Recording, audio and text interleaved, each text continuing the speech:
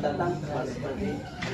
Jadi saya mendapatkan semalam jam-jam 12 malam mendapatkan 2 screenshot website KPU. Tolong Mbak An. 2 screenshot website KPU. Yang pertama adalah jam 19.0023 15 Februari jam 19.0023 detik. Nah, kemudian kita refresh dapat lagi yang jam 19.30-24 detik. Jadi ada 2 screenshot yang selisih waktunya 30 menit 01 detik. 30 menit 1 detik.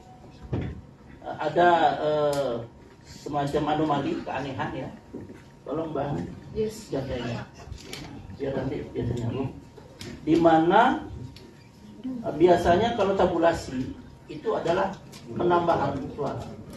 Karena tabulasi itu adalah data dari TPS, data dari seluruh Indonesia dimasukkan melalui tabulasi. Baik kalau 2019 menggunakan aplikasi pada saksinya. Sekarang KPPS menggunakan OCR ya, Optical Character Recognition.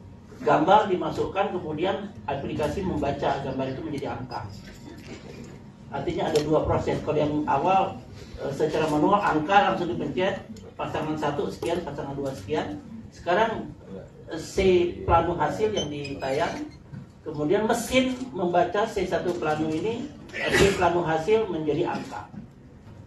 Proses digitalisasi dari analog ke digital. Nah, apa yang terjadi? Saya tunggu tayangan, Mbak. Yes. Yang terjadi adalah bukan penambahan suara tapi pengurangan suara. Bukan penambahan suara tapi pengurangan suara. Artinya ada proses deleting, ada proses penghapusan. Kita sedang forensik TPS mana yang dihapus. Karena pada pukul 19.0023 ini Pak Refli ya, itu data suara Anies adalah 13.243.659 suara atau 31,97%. Suara nomor 2 adalah 21.392.437 suara atau 51,63%. Dan suara nomor 3 adalah 6.795.067 suara atau 16,4%.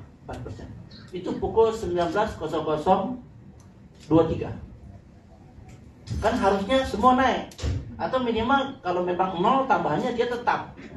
Tapi yang terjadi pada jam 19.30-24 justru suara Anies menjadi 9.832.013 suara atau 25%, 25,59% pastinya.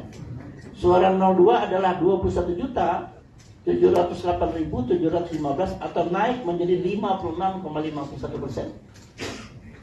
Dan suara 03 naik 6.874.062 atau naik menjadi 17,89. Kita tunggu gambarnya. Nah, ini terlihat bahwa dalam 30 menit 01 detik pasangan 01 menurun suaranya sebesar 3.411.645 suara.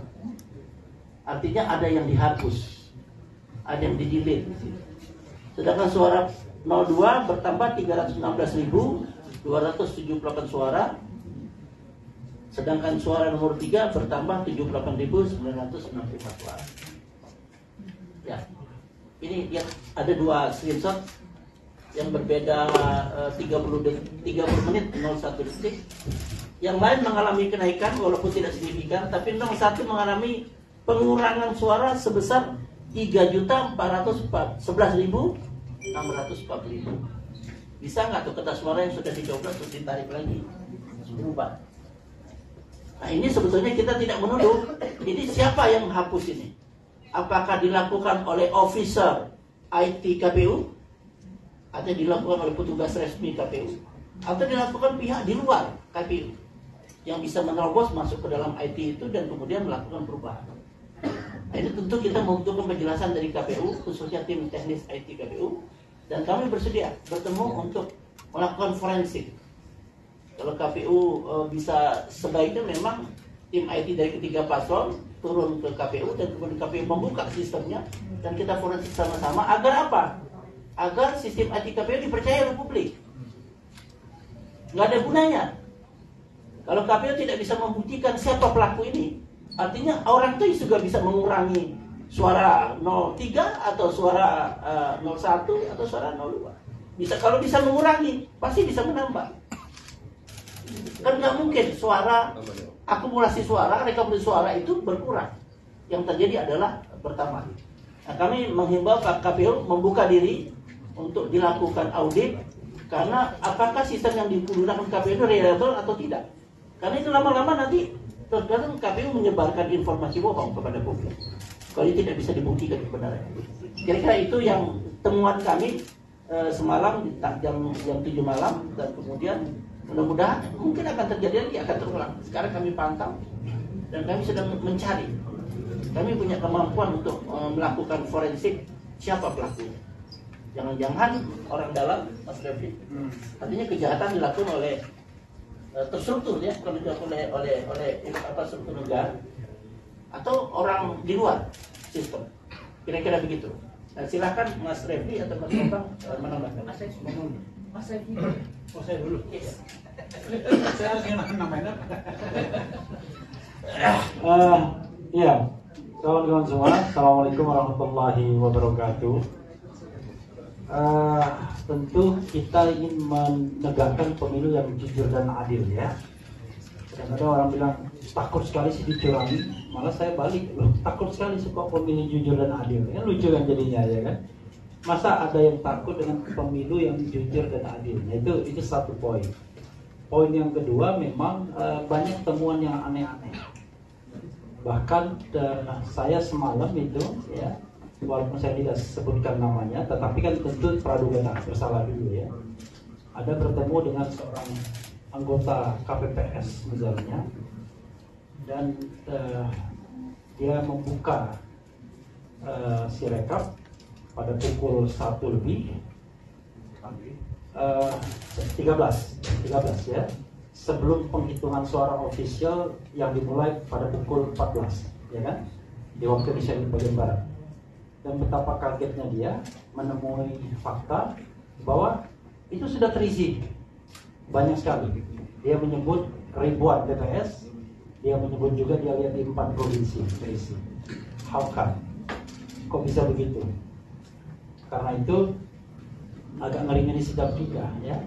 Maka saya tidak menuduh, cuma melontarkan pertanyaan yang barangkali common sense saja. Apakah segala sesuatunya sudah di-set duluan, lalu quick count mengikuti itu, lalu rekap KPU mengikuti itu, lalu terakhir nanti penghitungan manual mengikuti itu juga. Kalau itu terjadi, maka saya mengerti. Kenapa? Ya, kalau itu terjadi, saya mengerti ucapan orang nggak ada gunanya begitu. Karena semua sudah ditentukan, ya. Kemenangan tidak ditentukan oleh seberapa kuat Anda membujuk hati rakyat, tapi kemenangan ditentukan dari invisible hand. Nah, ini yang kita tidak ingin, makanya kemudian kita ingin KPU membuka diri untuk sistem penghitungannya seperti apa. Jangan sampai kemudian misalnya angka-angka yang tidak masuk akal itu terinput. Ada yang dapat 561.000 satu TPS, padahal nggak mungkin 561.000 dan lain sebagainya. Belum lagi praktik-praktik yang juga dilaporkan. Kalau kita bicara tentang kemungkinan curang dalam pemilu, ya, maka kan kita bicara paling tidak 3 stage. Satu, sebelum pencoblosan. Sebelum pencoblosan itu kan banyak sekali kan kejadiannya, mobilisasi, bansos dan lain sebagainya. Dan itu sukar kita identifikasi dengan secara kuantitas, karena angkanya kan belum jelas, ya, seberapa pengaruh bansos dan lain sebagainya. Yang kedua, kecurangan pada saat pencoblosan, misalnya suara itu sudah dicoblos duluan, atau nenek-nenek yang bilang 01 tapi dicobloskan 02, ya kan? Atau anak-anak yang kemudian nyoblos rame-rame, dan kemudian kecurangan pasca pencoblosan. Nah, kecurangan pasca pencoblosan ini adalah salah satunya adalah proses penghitungan suara oleh si rekap ini misalnya. Makanya kemudian kita minta, apalagi kalau kita kaitkan dengan kemungkinan terjadi dua hal ini, dua putaran, ya. Kalau misalnya kemenangannya hanya 50% something, misalnya 51 dan lain sebagainya, maka peluang untuk dua putaran itu besar sekali. Dan ini belum selesai. Tapi kalau angka psikologis 56 kan, nah itu yang kemudian kita pertanyakan. Seolah-olah tidak boleh kurang dari itu persentase. Padahal di tempat lain ada yang angkanya 51, sekian. Jadi jangan kaitkan dengan perolehan nomor 2 berapa, tapi kaitkan dengan bahwa kalau mau menang harus 50% plus 1. Kalau cuma 51% artinya kemungkinan di challenge itu makin besar. Karena jaraknya tipis kan.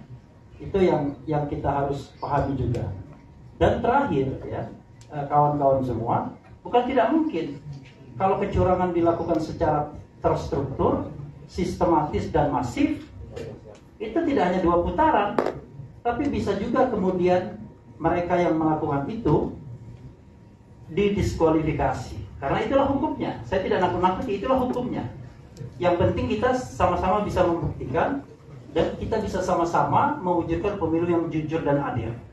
Kita berharap misalnya nanti suatu saat harus dibawa ke MK, MK punya keberanian untuk menegakkan konstitusi. Karena itulah keberadaan MK, yaitu menegakkan pemilu yang jujur dan adil alias pemilu yang konstitusional. Saya kira itu saja tambahannya. Mas Bambang mungkin akan menambahkan.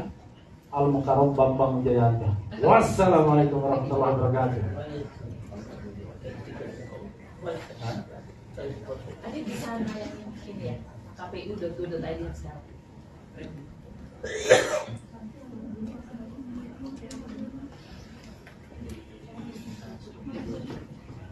Oke. Di broadcast di belakang boleh nggak layar diberikan ke Mas Adit?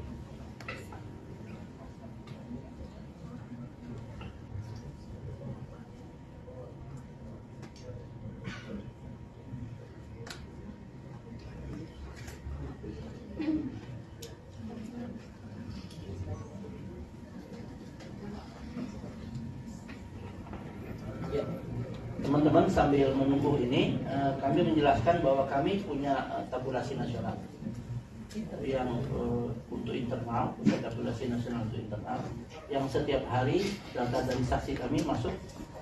Untuk itulah data yang kami miliki yang akurat, yang bisa kita pertanggungjawabkan kebenarannya karena dilakukan oleh saksi kita langsung di lapangan. Tiap hari kami pantau pagi, siang, sore, dan ini menjadi compare kami dengan data tabulasi yang dilakukan oleh para teman-teman komunitas sipil dan KPU. Ini akan kita buka nanti pada saatnya menjelang bila KPU memutuskan, dan kami buka bila ada terjadi perbedaan. Ini lengkap dengan form C hasil ya. Jadi dan siap juga bila dibutuhkan berapa tadi selisih, kalau 1,5% segala macam kita lihat seberapa masif tingkat kecurangannya, dan itu bisa menjadi bahan untuk mengkoreksi bahwa belum satu putaran. Karena ini internal, tentunya kami akan buka pada saat di momentum yang dibutuhkan untuk publik diketahui. Kira-kira itu. Silakan. Tadi menyampaikan. kpu.go.id ini. Yes. Dah. Belum.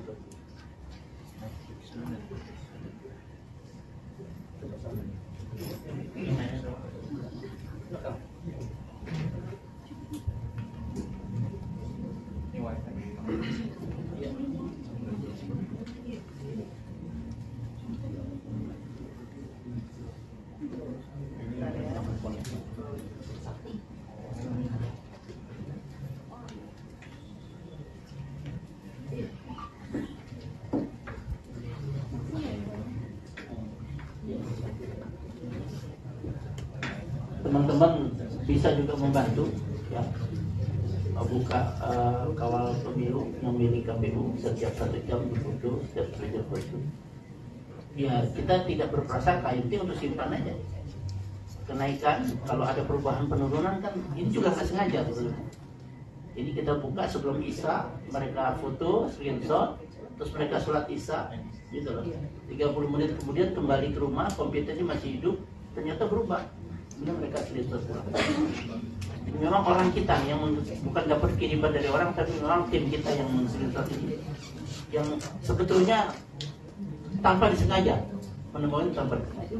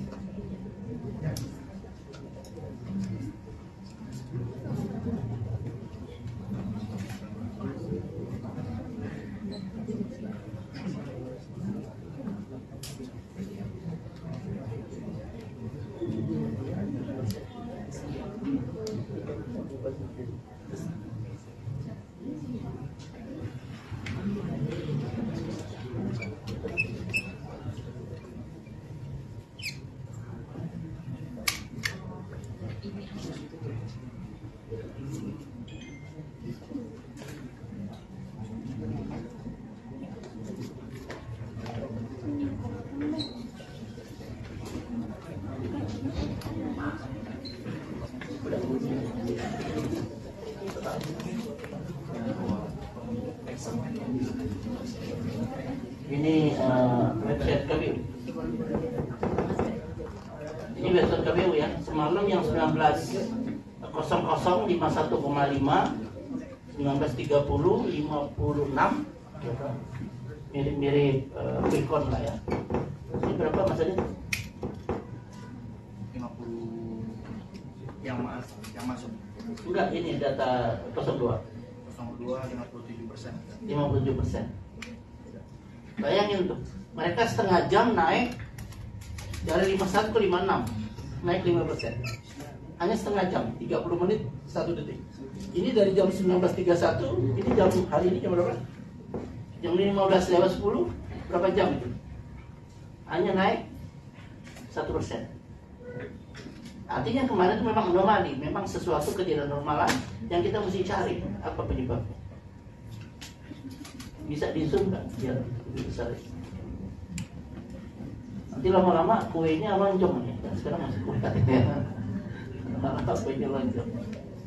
Nah ini menurut saya teman-teman wartawan coba membantu mengkonfirmasi ke KPU gitu, apa yang terjadi sebenarnya. Dan mereka harus menjelaskan tidak hanya dalam bentuk lisan, tapi harus membuka akses supaya kita bisa membantu mereka. Ini dilakukan oleh kesalahan yang dilakukan oleh internal KPU atau dilakukan oleh pihak di luar KPU. Terus dicari, kalau enggak nanti masyarakat nggak percaya isi apa yang disampaikan KPU, nggak, kalau bahaya.